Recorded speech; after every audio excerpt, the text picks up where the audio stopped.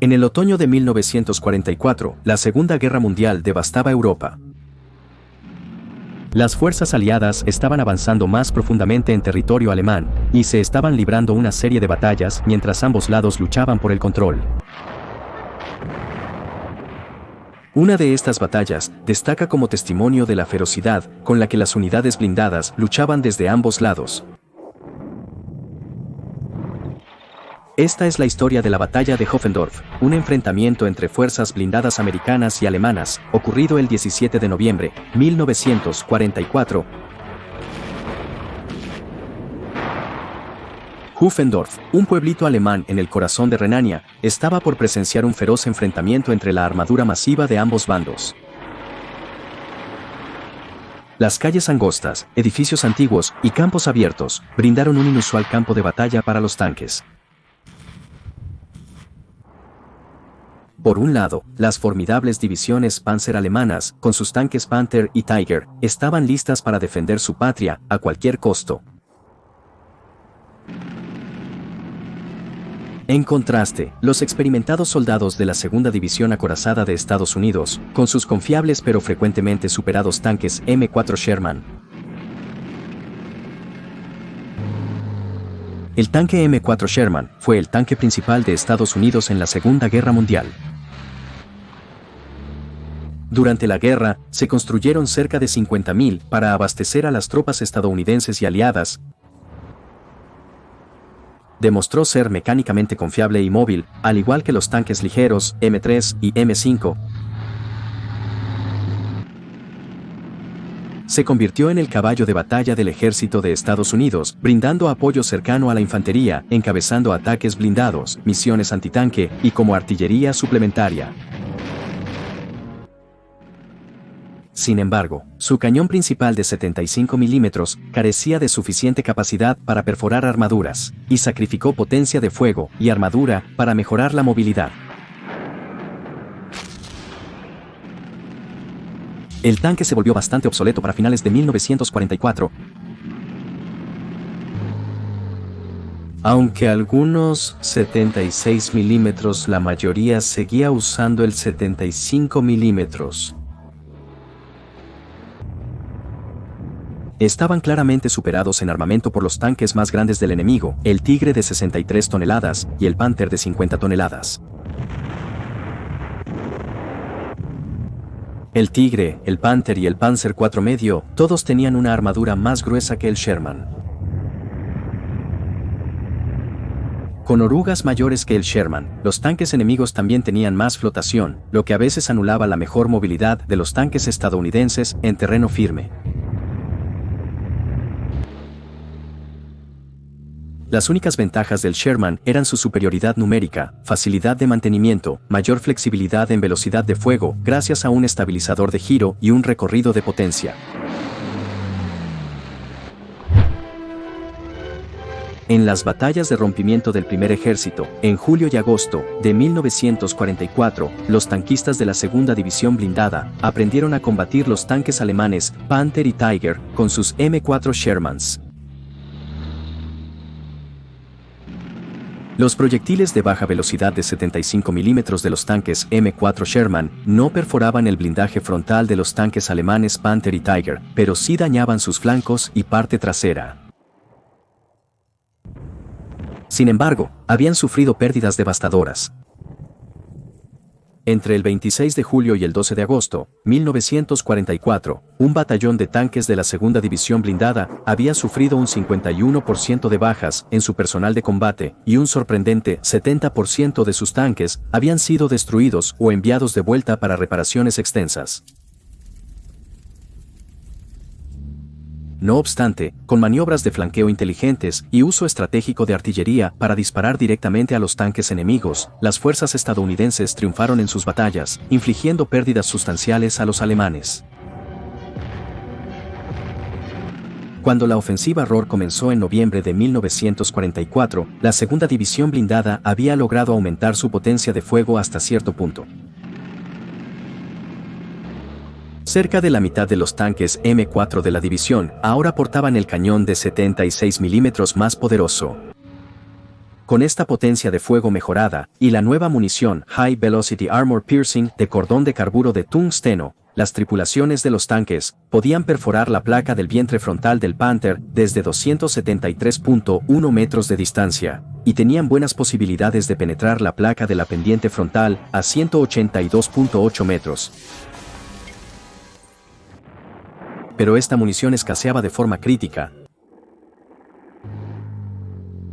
Además, el batallón de destructores de tanques de la división había sido equipado recientemente con los nuevos destructores 1036, armados con el poderoso cañón de 90 milímetros.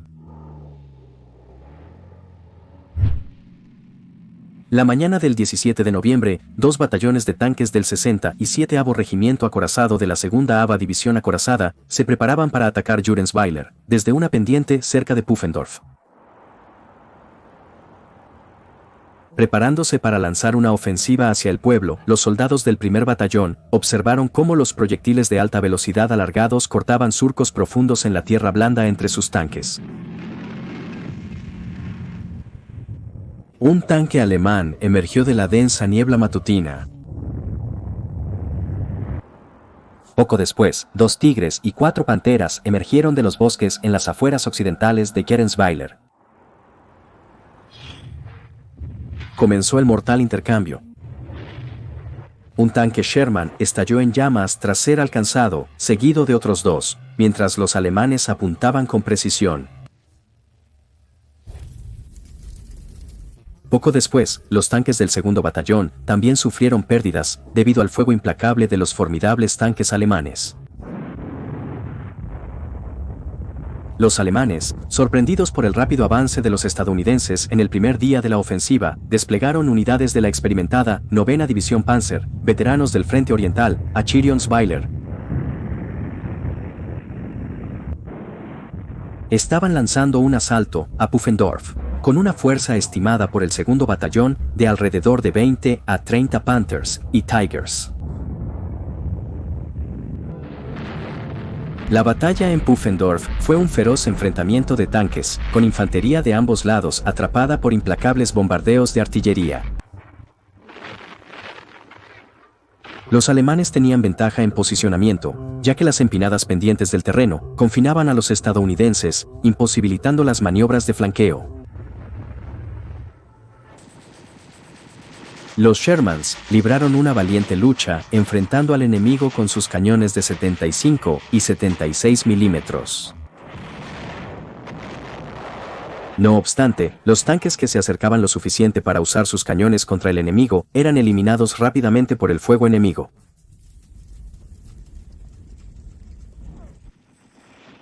Incluso cuando las tripulaciones de los tanques americanos lograban acertar directamente a los tanques alemanes, sus proyectiles a menudo rebotaban en la gruesa armadura, elevándose hacia el cielo estrepitosamente. Fueron necesarias 14 rondas de munición de 76 milímetros de un Sherman para encontrar un punto vulnerable en un Titán. Pero al instante siguiente, otro tanque Tigre destruyó al Sherman. Un solo informe de combate capturó la esencia de la acción. El sargento Julian Chekansky, comandante de tanque en la compañía 500, avistó y disparó contra un tanque alemán sin impacto visible. Mientras tanto, los tanques en el flanco derecho estaban bajo intenso fuego. El tanque del teniente Karl explotó, pero milagrosamente los 5 tripulantes lograron escapar sin lesiones. El sorteo estaba lleno de tanques, con poco espacio para moverse. Se avistaron 2 tanques Tiger y 4 Panther enemigos emergiendo del bosque en el borde occidental de Jurensweiler, envueltos en la persistente niebla. Un velo de humo azulado descendió en el sorteo, y 2 tanques medianos adicionales en el lado derecho se envolvieron rápidamente en llamas. En cuestión de minutos, 4 de los tanques más ligeros ardían en llamas.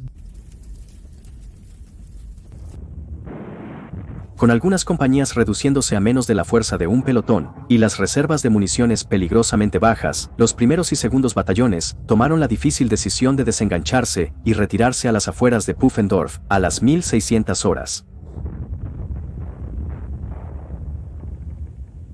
Durante la retirada, un impacto directo en el tanque del sargento Chikansky lo hirió y provocó que el vehículo estallara en llamas.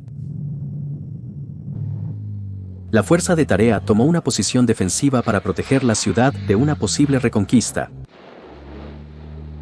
El teniente Pendleton, líder del pelotón de Tchaikovsky, se encontraba estacionado en un carril a las afueras de la ciudad. Su tanque solo tenía una ronda perforadora de blindaje, 2 de humo y 6 de alto explosivo.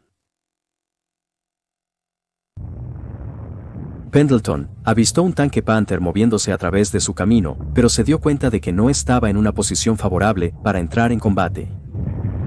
No obstante, la tripulación del tanque Mark V también divisó al Panther y abrió fuego cuando éste avanzaba.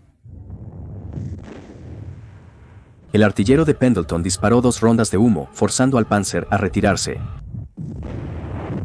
Sin embargo, regresó poco después. En respuesta, Pendleton desató 4 de sus rondas de alto explosivo, con una golpeando con precisión la escotilla del conductor. Este ataque persuadió a la tripulación del Panzer de retirarse nuevamente. Debido a que algunas compañías quedaron reducidas a solo 3 o 4 tanques y se agotaron las municiones, ambos batallones solicitaron urgentemente que los destructores de tanques de 90 mm avanzaran para brindar apoyo. El pelotón del teniente Cecil Honeycutt, del batallón de destructores de tanques 702, se posicionaba cuando el Panther reapareció y disparó un proyectil perforante, casi impactando al M-36 líder. Honeycutt maniobró rápidamente su destructor de tanques en posición y desató 2 rondas contra el Panther, poniendo efectivamente fin a la amenaza inmediata. Las fuerzas alemanas fueron aún más disuadidas por el fuego de artillería, que resultó en la destrucción de 3 tanques King Tiger en un solo bombardeo. El nuevo M-36, con su formidable cañón de 90 mm, enfrentaba su primera gran prueba en el campo de batalla. El cañón de 90 mm tenía la capacidad de neutralizar los tanques Panther y Tiger a distancias de combate típicas. Sin embargo, al tratar con el imponente King Tiger, generalmente requería el esfuerzo coordinado de 2 o más 1036, y a menudo necesitaba un disparo lateral, incluso bajo tales circunstancias. Sin embargo, vale la pena mencionar que el 19 de noviembre, al norte de Friedenhoven, una sola tripulación de 1036 logró la notable hazaña de inutilizar un tanque King Tiger desde una distancia de 1200 yardas. El proyectil de 90 mm atravesó la torreta, atravesó el anillo de la recámara del cañón de 88 mm y casi perfora la pared opuesta de la torreta. Al caer el día, los tanques americanos recibieron órdenes de retirarse y buscar refugio dentro de las estructuras de piedra de Pufendorf. Sorprendentemente, los alemanes no contraatacaron. Su escasez de infantería, las dificultades que enfrentaron sus propios tanques al navegar por el terreno empapado y fangoso, y la inteligencia que indicaba la llegada del Comando de Combate A, de la Segunda División Blindada, junto con el 66º Regimiento Blindado, en la noche del 17 de noviembre, contribuyeron a su decisión de contenerse. A pesar del fracaso de los alemanes para capitalizar su ventaja, lograron detener el avance de la Segunda División Blindada durante 2 días completos. No fue hasta el 20 de noviembre que llegaron suficientes municiones y refuerzos, permitiendo un exitoso asalto de 3 fuerzas de tarea en Gieringsweiler. Esta ofensiva fue precedida por intensos bombardeos de artillería. Posteriormente, tomó otros 6 agotadores días de feroz combate casa por casa en Merzenhausen, antes de que la Segunda División Blindada finalmente llegara al río Rohr el 28 de noviembre. Cuando el humo se disipó en Pufendorf, ambos bandos sufrieron grandes pérdidas. El pueblo quedó en ruinas, evidencia de la intensa batalla librada en sus calles. El segundo día de acción en la llanura de Rohr cobró un alto precio a la Segunda División Blindada. Perdieron 18 tanques medianos y 7 ligeros, todos destruidos, y una cantidad similar dañados e inoperables. Trágicamente, 56 soldados murieron, 281 resultaron heridos y 26 fueron reportados como desaparecidos en acción. Los estadounidenses reportaron haber destruido con éxito 17 Panzers enemigos durante el enfrentamiento. Los tanques estadounidenses enfrentaron un gran desafío en la batalla de la Llanura del Rugido. Las tripulaciones de los tanques, a pesar del difícil terreno, las condiciones fangosas que impedían maniobras, las áreas congestionadas sin su usual apoyo de artillería y el clima que limitaba el apoyo aéreo, mostraron una valentía tremenda. Sin embargo, se habían desanimado y desilusionado sobre la capacidad de sus tanques para superar a las fuerzas blindadas alemanas. Solo 2 días después de la ofensiva de los aviones de guerra, surgió un sentimiento entre los tanquistas de la segunda división blindada: nuestros hombres ya no tienen el mismo nivel de confianza en su armadura y armas como antes. Otro añadió que los alemanes han mejorado continuamente desde Sicilia, enfatizando la necesidad de que nuestro departamento de ordenanza se mantenga al día con la evolución de la tecnología y tácticas enemigas. Los tanques no fueron una respuesta fugaz de soldados agotados por la batalla. Después de la guerra, un informe de la Escuela Blindada, desarrollado en colaboración con los comandantes de tanques de la Segunda División Blindada, que habían sido parte de la acción de Pufendorf, concluyó que la razón principal del revés, el 17 de noviembre, fue la inferioridad de nuestros tanques en términos de armas, armadura y maniobrabilidad. Durante la ofensiva del Plano de Rohr, las tripulaciones notaron la ventaja del tanque alemán con sus orugas anchas, que apenas se hundían en el suelo, mientras que los tanques estadounidenses dejaban trincheras a su paso. Los tanquistas expresaron sus quejas, citando que los Shermans eran demasiado lentos para evadir rápidamente el fuego antitanque, que sus suspensiones de muelle voluta dificultaban la maniobrabilidad, con la mayoría prefiriendo la suspensión de barra de torsión por su superior maniobrabilidad y fiabilidad. Su perfil era demasiado alto y que su armadura no ofrecía mucha más protección que la de los destructores de tanques. Los tanquistas expresaron su frustración sobre los cañones de sus tanques. Habían visto cómo sus rondas de 75 y 76 milímetros rebotaban inofensivamente en la armadura frontal de los Panthers y Tigres, como si los golpearan con una tirachinas.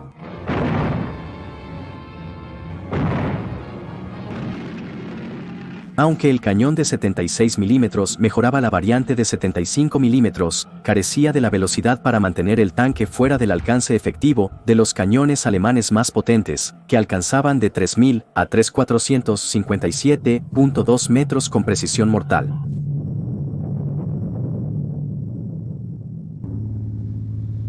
A distancias de combate prácticas, el cañón de 76 milímetros, incluso cuando usaba munición High Velocity Armor Piercing, a menudo fallaba en penetrar efectivamente la placa vidriosa del Panther. Los comandantes de tanques expresaron su descontento, afirmando que los cañones son ineficaces, las tripulaciones lo saben, y eso afecta su moral. Destacaron el enfoque británico, donde reemplazaron los cañones de 75 milímetros en sus Shermans de Lend-Lease, con cañones de 7.7 kilogramos, como una solución más efectiva.